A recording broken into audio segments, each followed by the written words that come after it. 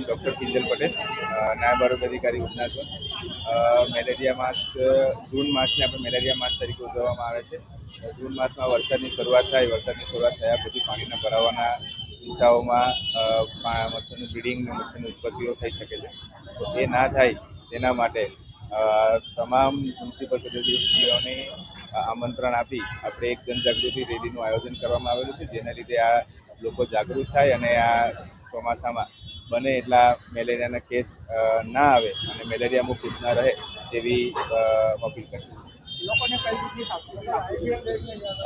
વરસાદ પડે તે પહેલાં આપણે જે બી તમારા ઘર હોય, અગાસી હોય કે છાપરા હોય એની ઉપર જે બધા નકામા સામાન પડેલા હોય, જેમાં પાણીનો ભરાવો થઈ શકતો હોય, તે તમામ પાણીના જે ભરાવા થઈ શકે તેવા પાત્રોનો નિકાલ કરીએ.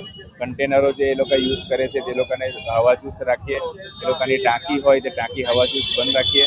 અને જે ઘરમાં ફ્રીજ હોય કે પાણીના કુંડા હોય કે બીજા જે ઝાડવા હોય જેમાં પાણીનો ભરાવો થઈ શકે એ ના થાય તેની તકેદારી રાખી અને દરરોજ એનો સફાઈ થાય એને નિકાલ કરે છે.